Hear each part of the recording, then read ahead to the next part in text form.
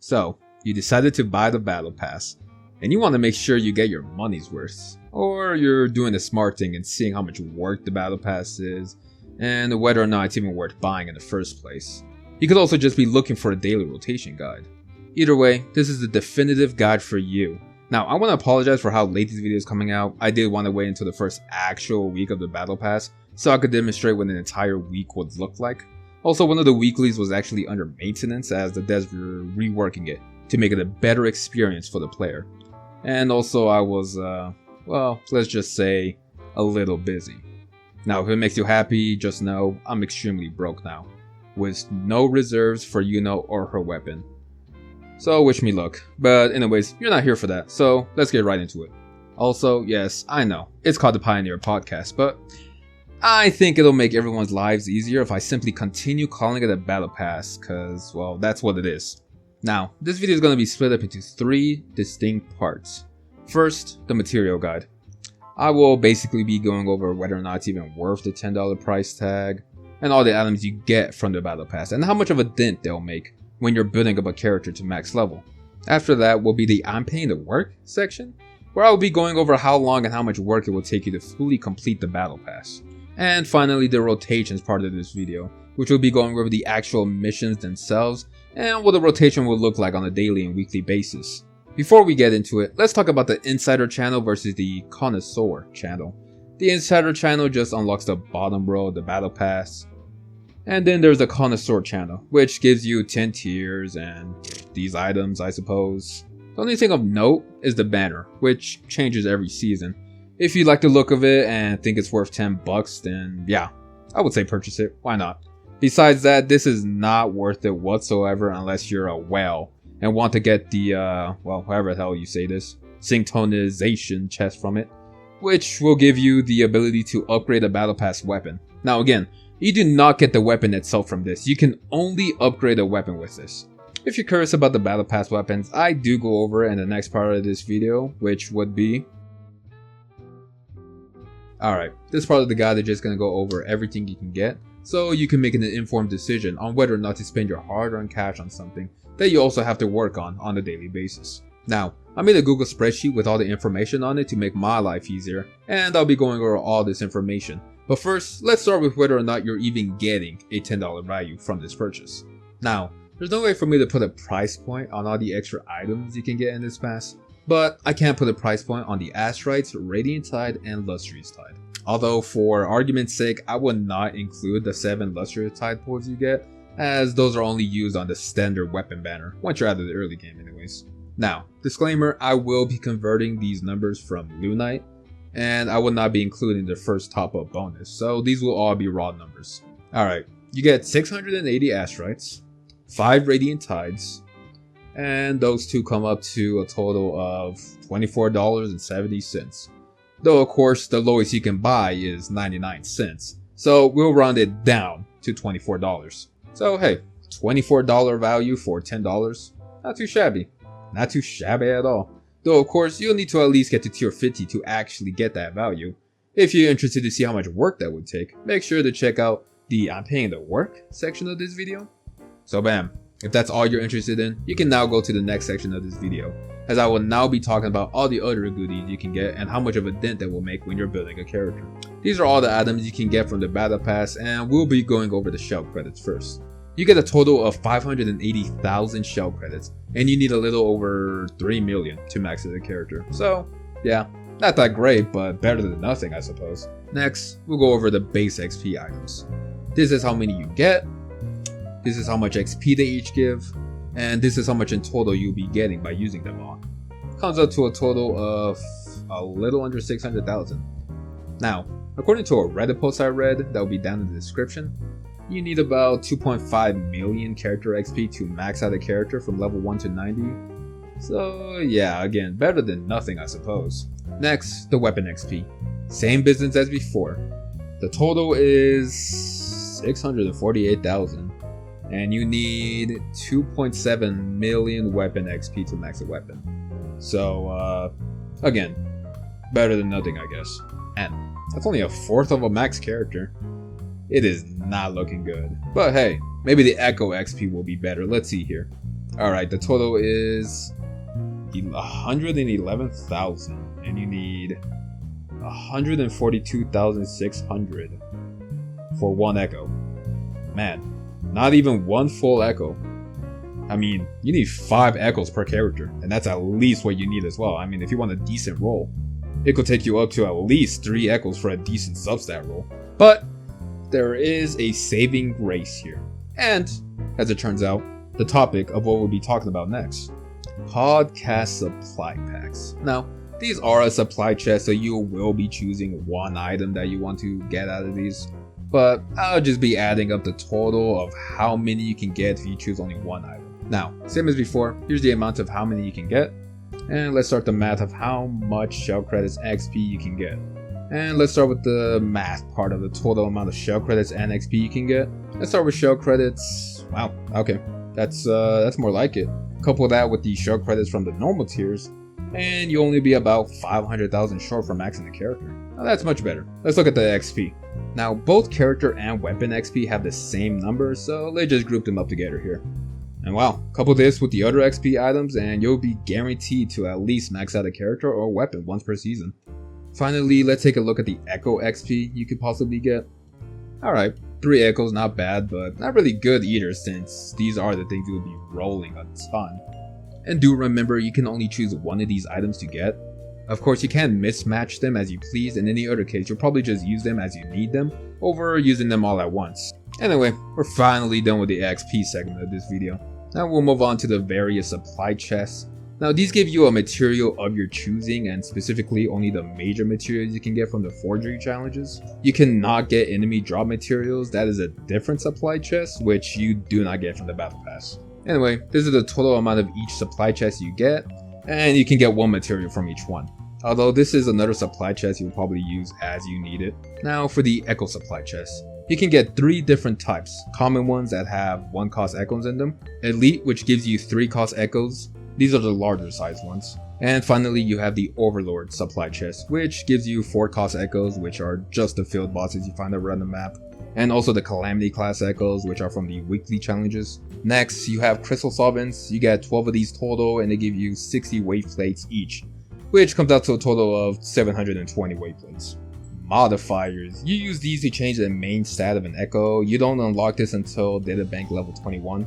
Next is Premium Tuners. These are used to unlock an echo's substats, and it costs 50 each at 250 the max one, so yeah.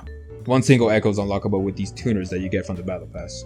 And finally, I saved the best for last, is the weapon case. Now, I know that the weapon case is generally the face of a battle pass to attract people to buy them in other gacha games, but that is not the case for Wuthering Waves. The battle pass weapons are just very niche, usually for a specific character, or it might have up to 3 characters that I could potentially work with, but these are not universal type weapons.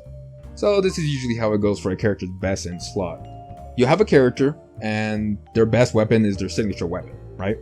Then maybe another character's 5-star weapon, and then usually the 5-star standard weapon banner weapon, and then even sometimes just another 4-star weapon that is completely free to get. And then also, I mean, this is very rare, but sometimes there's just a 3-star weapon that is just better than the battle pass weapon. But the complete opposite could also be said, especially with these new battle pass weapons. I mean, they appear to have been made with new characters in mind. Like the Broadblade, for example, right here. It is considered Agusta's 4th best in slot, only behind 3 signature weapons. Now that's unexpected. Now, how good a battle pass weapon is completely dependent on the character. So if you want to get the battle pass weapon for a character, make sure it is actually good for them first, and they just don't have something better, at the very least easier to get. And between me and you, better looking. I am not a fan of the look of the new battle pass weapons, though it is very on theme, to be fair. Now, let's move on to the next part, which will probably make you think. Alright, let's go over how long it'll take you to complete the battle pass. Now, this game does have a weekly XP limit to how much you can gain a week, and that limit is 12,000, and you need 1,000 XP for a single tier. In other words, you can, at max, from dailies and weeklies, get 12 tiers a week. So, 70 tiers total, divided by 12 a week, would come up to a little under 6 weeks worth of work, or a little over 40 days. Now I know that seems a little awkward considering the time remaining. Luckily, we have a way to gain XP that doesn't affect the weekly XP limit, which would be the seasonal specials. Now, let's go over the XP we get from dailies and weeklies to see how much work is needed to hit that weekly XP cap. You get 250 XP each from your daily missions and 1000 XP total per day, and that would come out to 7000 XP weekly. Great, that leaves you only 5000 XP that you need to get from weeklies. Best missions to do in order to get that 5000 XP will be covered in the next part of this video. Now, if you're curious, you get 6200 XP from doing all of your weeklies. That would still leave you needing to do at least 6 dailies in order to hit the weekly XP limit cap. Now, I know this seems like you would have to log in every day in order to get your money's worth, but remember, you only need to at the very least get to tier 50 to really get your $24 value. And just FYI, if you wanted to at least recoup you $10, you would have gotten that from the 680 astrites from the first tier, since that alone is worth $11.20. To get to tier 50 from doing your weeklies every week, it would take you a little over 4 weeks or a little over 29 days of doing the weekly limit. But remember, we do have seasonal challenges. Now, if you're wondering why I'm not tallying up the total amount of XP you can get from the seasonal challenges, that's because not only is it different every season, at least for the most part, there are some challenges that repeat every season, but it's because the current amount of challenges is not all there is. As more events appear throughout the course of the season, there will be more challenges to reward you for completing them. Alright, that is everything I needed to say for this part of this video. Now let's move on to the... Alright, first things first, you will see 3 colors on the screen from now on. Green will represent you needing to do this challenge on a daily basis. Blue will mean that you can do the challenge all at once or over the course of the week. Lastly, red. You need to complete this challenge only once, then you can forget about it for the rest of the week. Also, keep in mind, we will be spinning at least 180 weight plates every day to complete a daily. Alright, so you just logged on, and the first thing you'll do is open up your guidebook. There are multiple ways to do so, just open it. First, we'll complete the activities and get it to 100. The only thing we'll click on here is the daily quest. You'll have to do this 3 times in order to complete a weekly. So yeah, go and do that and we can move on. Next, simply open up your synthesis window and craft 10 of anything. It doesn't matter what it is, this will complete it weekly. Once that's complete, you'll want to go into your guidebook again, but this time, go to the reoccurring challenges tab. From here, it will depend on whether or not you've done your weeklies. If you haven't, then we'll start from the weekly challenges tab. Now, there's a weekly for this where you need to do it 2 times, but you should absolutely be grabbing it all 3 times, as the rewards from this can only be gotten 3 times per week. After this, you can now go and claim all of the completed challenges from your activity book and the battle pass tab, as we are done for the day. Or are we? Now, there is another weekly called the Fantasies of 1000 Gateways. Now, this weekly is also an event, so you can find this in the event tab. Now, this event does have a way for you to spin your wave plates, but it is completely optional to do so. These are the rewards that you will get for spinning your wave plates. The only thing of note here really is the supply chest you get from it. Now, this supply chest will give you guaranteed echoes for a specific echo set that you may or may not need. Now, it is a good idea to just save these up and use them as you need them instead of having to farm out an echo set. Now, whether or not you actually spin your wave plates on this is up to you. Just know that these rewards are not limited. You can grab these rewards anytime you want, you just have to run through the event again. Alright, now let's move on. You need to get 4,000 out of the 6,000 possible points from this event. Now, to put it more simply, you just need to complete the event once. That will net you 4,500 points, which, as you can see, is more than enough for what you need. Now, if you want to get all 6,000 points, then you'll have to put one of the recommended characters on your team, as they give out 150% more points. You don't have to worry about this breaking up your team comp or your team synergy, I suppose, as this event is extremely easy. You can fully complete this challenge while only using your main DPS. Now, let's say you don't have any of the recommended characters, or you don't want to break up your team comp. Well, don't worry, because at the end of your run, you'll actually have 2 options in front of you. You can, of course, leave, which will give you the amount of points that you've gotten throughout the run, or there is a second option, which is the mysterious door. Now, this door will have a boss at the end of it that you have to fight, and this boss will have a lot of XP. But there is a saving grace here. There is no time limit on this boss fight. So, all you have to do is make his HP hit 0 before yours does. Alright, so Whether or not you decided to spin your weight plates on it, a day or two should have passed by now. And now, you have done your weeklies and we could move on to dailies. Now, there are 3 things you can do here: forgery challenges, boss challenges, and tacit suppression. All of these have a weekly challenge for you to complete them 5 times. Now, for these challenges, you don't actually have to claim the rewards for it to count as completing one run. So, you can do these challenges whenever you want and however, and you do need to do all 3 of them. Now, doing the tacit suppression challenge is kind of a pain because it takes a while for the field to reset if you didn't claim the challenges. And of course, generally, instead of just waiting around, you would just move on to a different one, but you would have to do that 5 times. Luckily, there is an alternative, which granted isn't really all that much faster, but I would say it's a lot more fun. The alternative being just collecting 30 echoes. Now this challenge is easily done thanks to the nightmare purification challenges that we have now. The only caveat being that if you don't have this unlocked, then yeah, you will just have to do the tacit suppression challenge instead. Now doing all 3 of these should net you 30 echoes. But if you only have one of these unlocked or you just get unlucky, then you could just do it the next day as these reset daily. Hey guys, quick edit note here. I completely forgot to mention there is a daily to get 3 echoes, and if you don't have this unlocked, then you'll have to get those 3 echoes some other way. Easiest way would be just killing some bosses, I think. Sorry about that. Alright, you are officially done now. As long as you do all of these and some of them multiple times, you will have completed all daily and weekly challenges. Now before you go, there are 2 seasonal challenges that I want to talk about that reset monthly. First is the Tower of Adversity. This is just a classic tower challenge where the higher floors you get, the higher level the enemies are. Now, you will need 3 team comps in order to fully complete the tower, and not only that, you will actually have to complete this tower twice in order to complete the seasonal challenge. But hey, I don't want you guys to write this tower off just because you don't have the required team comps in order to fully complete it. Just getting 3 stars alone will net you a ton of astrites every single month, alright? So make sure you guys do as much as you can to get as many astrites from this as possible. After that, we'll talk about the Whimpering Waste. Wild name, by the way.